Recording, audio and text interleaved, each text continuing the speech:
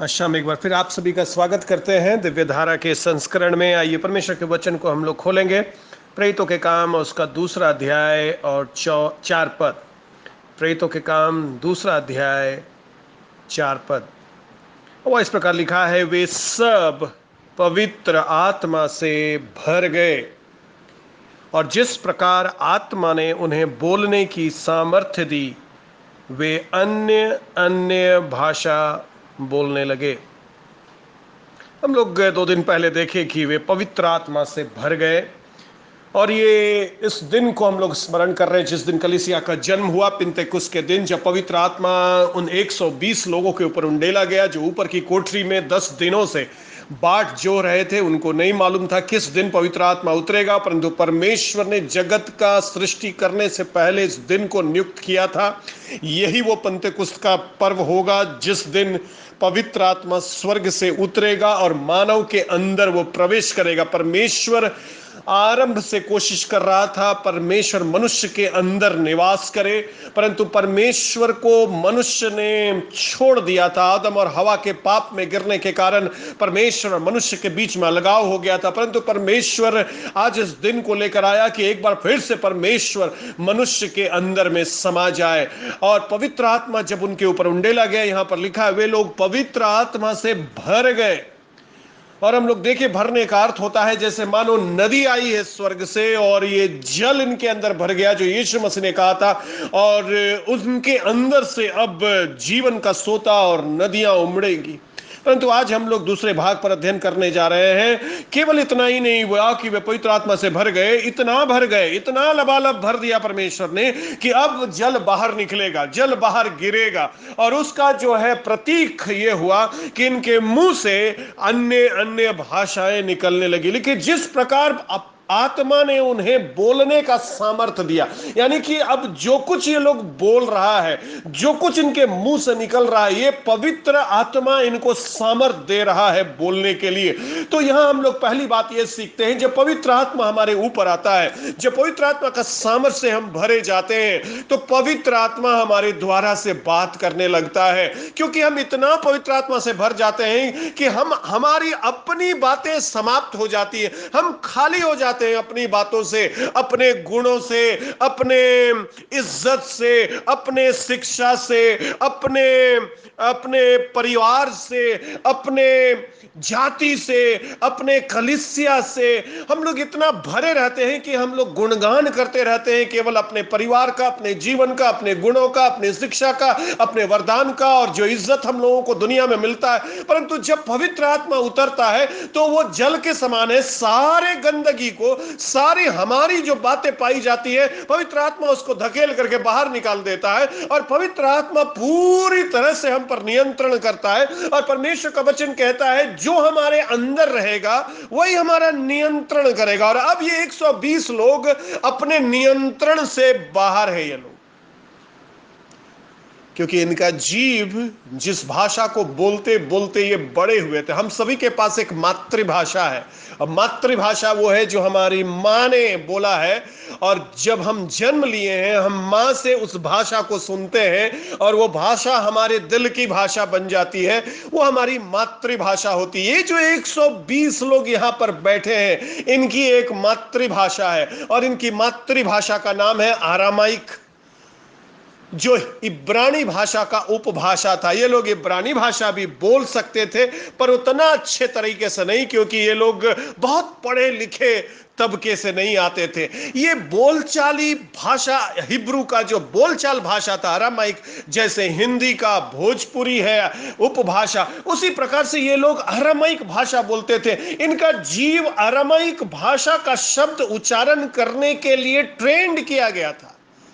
अब इनका ट्रेनिंग, जब पवित्र आत्मा आ जाता है तो पवित्र आत्मा हमारी क्षमता को बदल देता, हमें एक अलग तरह का व्यक्ति बना देता। जो काम हम कभी नहीं किए वो काम हमसे पवित्र आत्मा कराने लगता, और हम लोग आश्चर्य करने लगते हैं। हम कभी नहीं सोचे कि हम प्रचार कर पाएंगे, कभी मेरे दिल में ये नहीं चढ़ा कि कभी ऐसे परमेश्वर अभिषेकता देगा। पर जब परमेश्वर का आत्मा मेरे ऊपर उतरा, परमेश्वर ने मुझसे वो कराया जो मैं कभी नहीं किया था, या मैं कभी करने की सोच नहीं सकता था, या जिस कार्य के लिए मैं अपने आप को योग्य नहीं समझता था, आप भी जब परमेश्वर का यह वचन सुन रहे हैं, विश्वास करिएगा, यदि पवित्र आत्मा आपके अंदर उतरेगा, यदि पवित्र आत्मा से आप भरे जाएंगे, आपका जो वरदान नेचुरल वरदान है, उसके अलावा परमेश्वर नए वरदानों से हमें भर देता है, जो हमको कोई सिखाया नहीं, वो कार्य हम करने लगते हैं। और इन लोगों के इस घटना से हम लोग को पता चलता है, पवित्र आत्मा ने इन लोगों को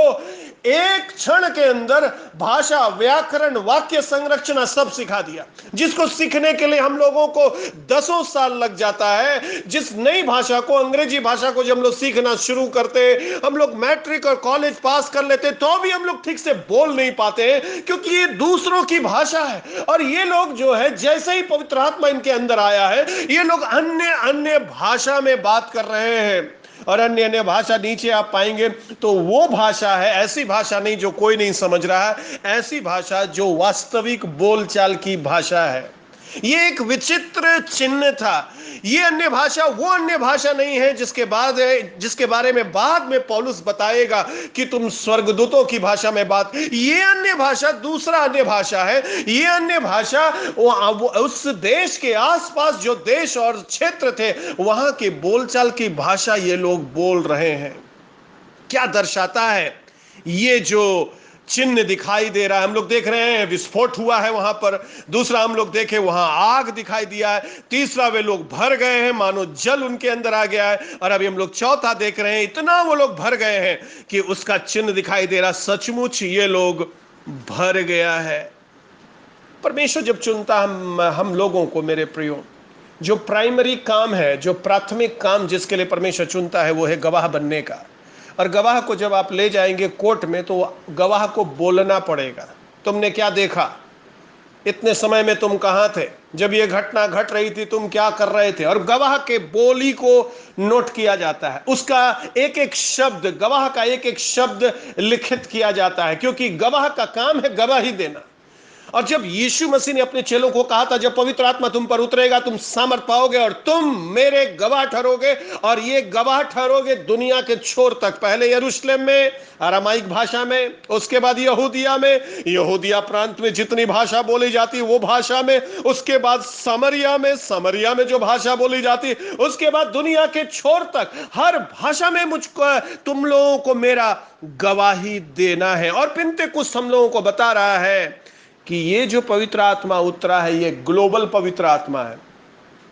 ये एक संस्कृति का पवित्र आत्मा नहीं है, ये एक भाषा में सीमित पवित्र आत्मा नहीं है। ये पवित्र आत्मा हम लोगों को ये बता रहा है, जो परमेश्वर ने इस पवित्र आत्मा को उंडेला है, वो परमेश्वर भाषा में सीमित नहीं। ऐसे बहुत सारे विचारधारा और विश्वास इस दुनिया में पाए जाते हैं, जिन ईश्वरों की आराधना केवल एक भाषा में ही की जा सकती है, क्योंकि वो ईश्वर उसी भाषा को समझते हैं। परंतु परमेश्वर का धन्यवाद देते हैं, हमारा यीशु मसीह, यहां लिखा है 13, कम से कम 13 प्रकार की भाषा लोग बोल रहे हैं। हमारा परमेश्वर अलग अलग भाषा को समझता है। हमारा परमेश्वर भाषा के बंधन को पिन्तेकुस्त के दिन तोड़ दिया। हमारा परमेश्वर संस्कृति के बंधन को पिन्तेकुस्त के दिन तोड़ दिया। और हम लोगों को आज ये बताना चाहता है, हमारा परमेश्वर दुनिया के सब भाषा के लोगों का परमेश्वर है। इसलिए जब कलीसिया का जन्म हुआ है, तो एक भाषा में गीत नहीं गाया जा रहा है, एक ही भाषा में प्रचार नहीं किया जा रहा है, कम से कम 13 अलग अलग भाषा में गीत गाया जा रहा है, कम से कम 13 अलग अलग भाषा में प्रचार किया जा रहा है, कम से कम 13 अलग अलग भाषा में परमेश्वर का स्तुति किया जा रहा है। यह है यीशु मसीह की कलीसिया। यीशु मसीह की कलीसिया हर एक संस्कृति में जन्म ले सकती है, हर एक भाषा में जन्म ले सकती है, उस भाषा उस संस्कृति के प्रकार से वो चलाई जा सकती है। ये जो अनोखापन है, केवल यीशु मसीह के साथ पाया जाता है। और ये बताता है कि ये विश्वास और ये आत्मा स्वर्ग से आया है। स्वर्ग किसी से भेद नहीं करता है। स्वर्ग के लिए कोई भाषा ऊंचा, कोई संस्कृति नीचा, कोई जाति ऊंचा, कोई जाति नीचा, ऐसा नहीं है। और परमेश्वर ने पिन्तेकुस्त के दिन बता दिया, अंग्रेजी भाषा दुनिया का सर्वोच्च भाषा नहीं है, क्योंकि पिन्तेकुस्त के दिन किसी ने भी अंग्रेजी नहीं बोला। और लोग आज ये समझते हैं कि ये जो विश्वास है, ये अंग्रेजों का विश्वास है। परंतु यदि वे बाइबल पढ़ेंगे तो वे पाएंगे यीशु मसीह अपने पूरे जीवन काल में ABCD भी नहीं बोले। अंग्रेजी भाषा वो बोलना तो दूर है। और पिंतेकुस्त में भी जब पवित्र आत्मा उतरा है, वो भी अंग्रेजी नहीं बोल रहा है, वो भी वहां का लोकल भाषा बोल रहा है, वही भाषा बोल रहा है जो लोग वहां पर आकर के जमा हुए, उन भाषा में प्रचार किया जा रहा है। उससे यह पता चलता है ये जो परमेश्वर है अंग्रेज परमेश्वर नहीं है, ये परमेश्वर सब भाषा का परमेश्वर है। ये सब भाषा के लोगों से प्यार करता है। आप चाहे किसी भी भाषा को बोलने वाले हो, दुनिया के किसी भी संस्कृति के लोग हो, यीशु मसीह आपकी भाषा समझता है। जिस रात पवित्र आत्मा ने मुझसे बात किया, उस दिन हिंदी में मुझसे बात किया। पवित्र आत्मा जिस व्यक्ति से बात करता है, परमेश्वर जिस व्यक्ति से बात करता है, वो उसकी भाषा से बात करता है। और ये इस परमेश्वर की महानता है। परमेश्वर हमारे भाषा को भली भांति समझता है। जब पवित्र आत्मा उतरा और ये लोग अन्य अन्य भाषा बोलने लगे, तो ये पता चल गया यीशु मसीह जो बोल करके गया था वो सच है। क्योंकि यीशु मसीह ने बोला था वो आएगा, वो तुम्हारी सहायता करेगा, वो सहायक होगा, सहायता कर रहा है। पहला ही जो परिणाम दिखाई दे रहा, जैसे पवित्र आत्मा आया है, ये लोग गिर नहीं गया है, इनको कोई धक्का देकर गिराया नहीं कि पवित्र आत्मा पाओ। किसी ने इनके ऊपर फूंका नहीं है कि पवित्र आत्मा पाओ। किसी ने अपना कोट खोलकर इनके ऊपर लहराया नहीं है कि पवित्र आत्मा पाओ। ये सब दिखावा और ढकोसला है जो हमारे दुनिया में परमेश्वर के लोग करते हैं अपना नाम ऊंचा करने के लिए। ये लोग बैठे हुए हैं, इंतजार कर रहे हैं, बाट जो रहे, खाली हो रहे हैं, क्योंकि पवित्र आत्मा परमेश्वर बपतिस्मा देता। पवित्र आत्मा का बपतिस्मा दुनिया का कोई भी आदमी आपको नहीं दे सकता है। और इसलिए परमेश्वर के सामने हम बैठे खाली हो। और यीशु मसीह ने कहा था कि तुम पवित्र आत्मा पाओगे और वो तुम्हारी सहायता करेगा। पहली चीज तो दिखाई दे रही है, इनका सहायता कर रहा है। क्या करने में? सुसमाचार सुनाने में। अभी 3000 लोग यीशु मसीह के पास आने वाले हैं, 3000 लोग मन फिराने वाले हैं, 3000 लोग बपतिस्मा लेने वाले हैं। कितना मेहनत किया है इन्होंने 3000 लोगों तक सुसमाचार पहुंचाने के लिए, कितना ट्रैक्स छापा है इन्होंने, कितना स्ट्रैटेजी बनाया है इन्होंने, कितना चार्ट पर गोला बनाया है, कौन कहां जाएगा, कौन किस भाषा को सीखेगा, कौन कितना पैसा देगा, किससे कितना पैसा मिलेगा, कहां हम जाएंगे, कैसे पेट्रोल भरेंगे। किसने स्ट्रैटेजी बनाया? किसी ने कोई स्ट्रैटेजी नहीं बनाई। इन लोगों को मालूम भी नहीं था आज के दिन, पिंतेकुस्त के दिन परमेश्वर का महान कार्य हम लोग करने जा रहे हैं। हम लोगों को सहायता मिलने वाला है, स्वर्ग का सहायता आया है इनके लिए। और स्वर्ग का परमेश्वर ये बोल रहा है, सुनो, ये जो मूवमेंट है ना, ये जो आग है ना, ये जो कलीसिया इस संसार में फैलेगी ना, ये तुम्हारे कारण नहीं फैलेगी, ये किसी संस्था के कारण नहीं फैलेगी, ये दुनिया के धन से नहीं फैलेगी, ये तुम्हारे वरदान से नहीं फैलेगी, तुम्हारा गीत गाने से नहीं फैलेगी, ये पवित्र आत्मा के द्वारा से फैलेगी। जितना तुम पवित्र आत्मा से भरेगा उतना लोग तेरी ओर खींचे आएंगे। तुमको नहीं भागना पड़ेगा लोगों के पास, लोग सुनेंगे और तुमको खोज करके आएंगे और वे लोग मन फिराएंगे। आज सुबह की बात मैं बता रहा हूं, हमारे पास एक व्यक्ति आए, विक्रांत सिंह उनका नाम है। उन्होंने कहा मेरे लिए आप प्रार्थना कीजिए।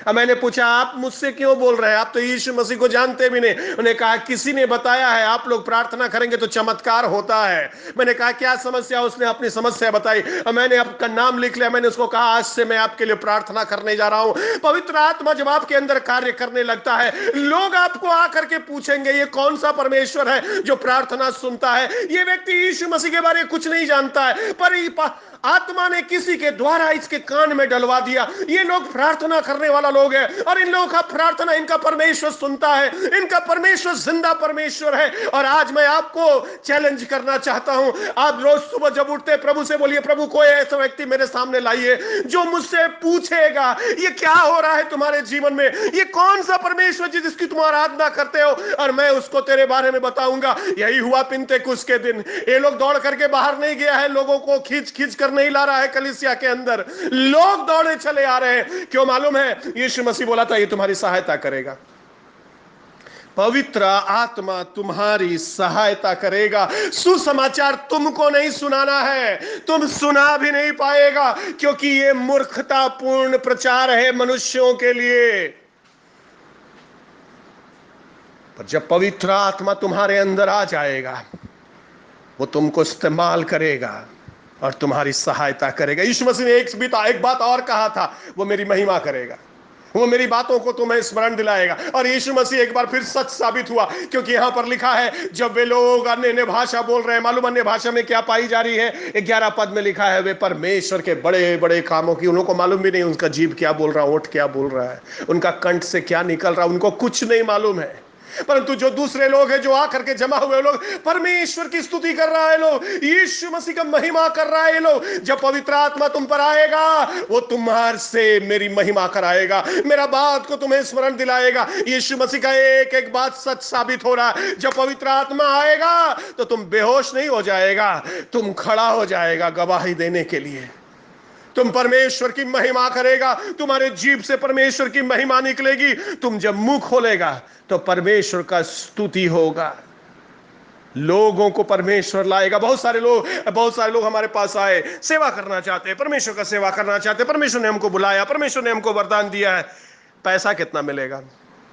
और ये एक बहुत बड़ी गलतफहमी है परमेश्वर की सेवकाई करने में।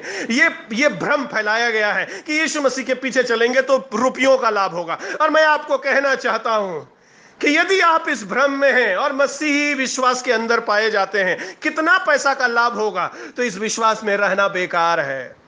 क्योंकि ऐसा चीज का लाभ आपको होने वाला है ना, जो दुनिया का पैसा का बात नहीं है। स्वर्ग का आग, स्वर्ग का वायु, स्वर्ग का जल आपके अंदर भर जाएगा। कौन सा पैसा से खरीदेंगे उसको? आप उस आग को आप कहां खरीदेंगे जो परमेश्वर स्वर्ग से उंडेलता है? यदि आप परमेश्वर को अपना जीवन देंगे, यदि परमेश्वर की सेवा करने के लिए आप परमेश्वर के सामने घुटना टेकेंगे, यदि आज शाम कहेंगे हाँ परमेश्वर मैं तेरे लिए जीऊंगा, प्रभु मुझे पवित्र आत्मा से भरिए, तो मैं आपको विश्वास दिलाता हूं जो सामर्थ और जो आग आपके अंदर परमेश्वर भरेगा, दुनिया में कितना भी पैसा आप कमा लेंगे उस आग को पा नहीं सकेंगे। यह है परमेश्वर के पीछे चलना। परमेश्वर वो धन चाहिए जो स्वर्ग का धन है, वो अगम्य धन हमको चाहिए, वो आग हमको चाहिए परमेश्वर। आप बोलेंगे हमको पवित्र आत्मा से भरने की क्या जरूरत, हम तो पास्टर नहीं, हम तो टीचर हैं, हम तो स्टूडेंट हैं, हम तो नर्स हैं, हमको पवित्र आत्मा की जरूरत क्या है? हम तो अनपढ़ हैं, हमको पवित्र आत्मा की जरूरत क्या है? 120 लोगों को देखिए, एक भी पास्टर नहीं है उसमें से, किसी के भी पास कलीसिया नहीं है, कोई रविवार को प्रचार करने के लिए खड़ा नहीं होता है। ये लोग साधारण लोग हैं, खाना बनाने वाला लोग है, महिला लोग है, झाड़ू लगाने वाली है, घर साफ करने वाली है, और शायद कभी किसी चर्च का पास्टर भी नहीं बनाए लोग।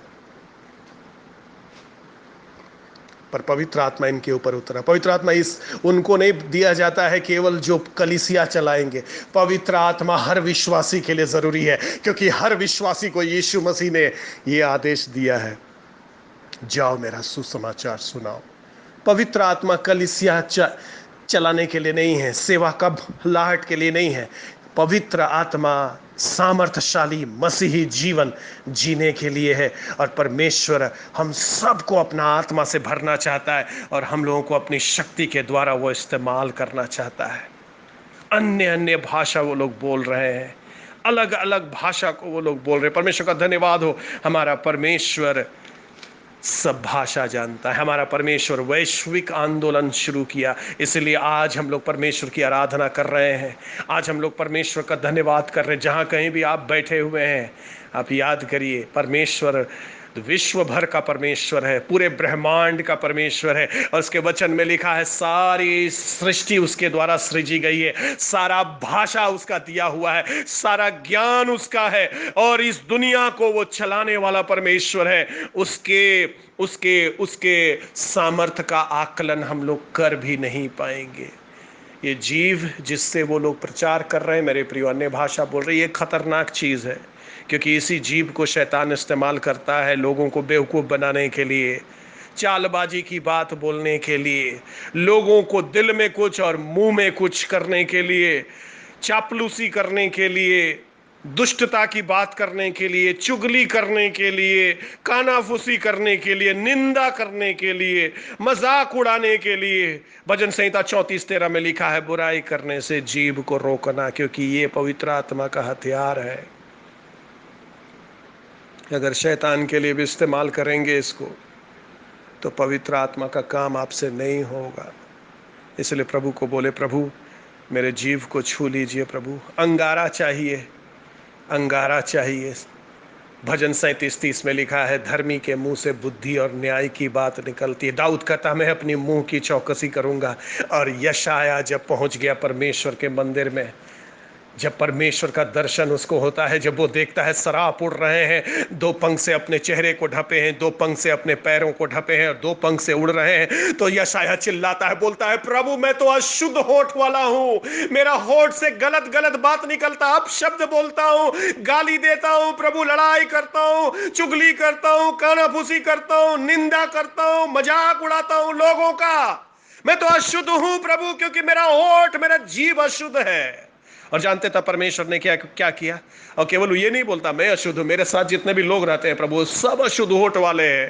तो परमेश्वर ने क्या किया मालूम है? सराप को आज्ञा दिया, लिखा वो चिमटे से वेदी पर से एक अंगारा उठाया और उसके होठ पर लाकर रख दिया और बोला कि छू लेते हैं तुमको, शुद्ध हो गया है तेरा जीव। और यही हुआ पिन्तेकुस्त के दिन। ये लोग जिनका जीव बुरा था, ये जीव जो शैतान के लिए इस्तेमाल होता था, आज पवित्र आत्मा का आग जब उतरा है, इनके जीव को छू दिया है और ये शुद्ध हो गया है। और वहां पर 7 पद में लिखा है, 6:7 में, उसने मेरे मुंह को छू कर कहा, देख इसने तेरे होठों को छू लिया है, इसलिए तेरा अधर्म दूर हो गया है, तेरा पाप क्षमा हो गया है, अब जाओ मेरा वचन सुनाओ।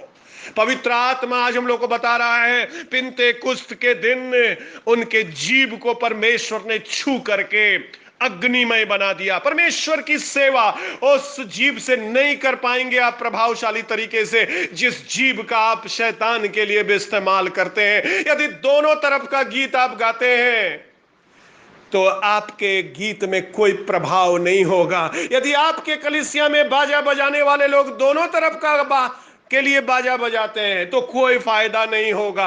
ये दिखावे का कार्य नहीं है, ये पवित्र आत्मा का आग का कार्य है। यदि आपको परमेश्वर ने गीत गाने के लिए चुना है, अपने ओठ पर अपने हाथ को रखिए और बोलिए, प्रभु ने अंगारा लेकर इसे शुद्ध किया है। केवल यीशु का गीत गाएंगे, केवल यीशु का महिमा करेंगे। अगर आपके हाथ को परमेश्वर ने यंत्र बजाने के लिए, वाद्य यंत्र बजाने के लिए अनॉइंट किया है, तो अपने हाथ को छू करके बोलिए, प्रभु का अंगारा मेरे हाथ पर लगा है। ये केवल यीशु की महिमा करेगा। शैतान और यीशु दोनों को लेकर के हम नहीं चल सकेंगे। यदि आपको अपशब्द कहने का आदत है, आप गलत शब्दों का उपयोग करते हैं जब आप गुस्से में आते हैं, तो प्रभु को बोलिए, प्रभु अंगारा से छू लीजिए मेरे जीव को। मैं अन्य अन्य भाषा बोलना चाहता हूं, यानी कि परमेश्वर की बड़ाई करना चाहता हूं। मैं लोगों का निंदा नहीं करना चाहता, मैं चुगली नहीं करना चाहता, मैं चापलूसी नहीं करना चाहता, मैं लोगों के सामने उनको भला और पीठ के पीछे उनको खराब नहीं बोलना चाहता। यह दुष्ट आत्मा का कार्य है। मैं दुष्ट आत्मा के कार्य के लिए अपना जीव को इस्तेमाल नहीं करूंगा। पिन्तेकुस्त के दिन जब पवित्र आत्मा इनके ऊपर उतरा, इनका जीव को बदल दिया पवित्र आत्मा ने। और आज वही पवित्र आत्मा आपको बदल सकता है, यदि आज उसके हाथ में अपने जीवन को आप देंगे। प्रभु को बोलिए, प्रभु मेरे जीवन में आइए, प्रभु मुझे भर दीजिए। मैं अग्नि चाहता हूं प्रभु, मैं तेरा सामर्थ चाहता हूं प्रभु, मैं तेरा शक्ति चाहता हूं, मैं उस आंधी से भरना चाहता हूं प्रभु, मैं उस आग से भरना चाहता हूं, मैं उस जल से भरना चाहता हूं प्रभु, जो आपने मनुष्य के लिए पिन्तेकुस्त के दिन उंडेल दिया। 120 कैंडल जल रहा है ऊपर की कोठरी में, और कैंडल का ये सच्चाई है मेरे प्रियो, कैंडल स्वयं समाप्त होता है, दूसरों को प्रकाश देता है जब पवित्र आत्मा आपको भरेगा मेरे प्रियो। तो लिखा है, पौलुस कहता है, मैं मर गया हूं, यीशु मसीह मुझ में जिंदा है। अब हम जिंदा नहीं हैं, अब हम जल रहे हैं यीशु के लिए, समाप्त हो जाएंगे यीशु के लिए, प्रकाश देते देते इस दुनिया से चले जाएंगे हम यीशु के लिए। एक अंतिम घटना को बताकर मैं समाप्त करूंगा। एक प्रचारक प्रचार कर रहे थे जिनका नाम जॉन पाइपर है, उन्होंने ये सच्ची घटना बताई। 2 महिला, जब वो लोग रिटायर हो गई अपने सरकारी काम से, और उन्होंने निर्णय किया कि हम लोग कैमरून, ये अमेरिका की बात है, हम लोग कैमरून देश में जाएंगे जहां लोग यीशु मसीह को नहीं जानता है, और हम लोग अपना रिटायरमेंट के उम्र को सेवा करने में बिता देंगे। और ये दोनों महिला अपने निर्णय को के पीछे चलते हुए वो उस कैमरून देश में पहुंच गई और वहां सेवा करने लगी, लोगों को सुसमाचार सुनाने लगी। बहुत विरोध का सामना करना पड़ा, परंतु फिर भी परमेश्वर का प्रेम वो लोग बांटती जा रही थी, बांटती जा रही थी। एक दिन ऐसा हुआ कि वे लोग अपने जीप में जो है पहाड़ के ऊपर रास्ते में जा रहे थे और उनकी जीप खाई में गिर गई और दोनों स्त्रियां मर गई। आप इस कहानी को सुनेंगे तो आपको लगेगा कितना बड़ा त्रासदी है, अपना जिंदगी इन्होंने बर्बाद कर दिया।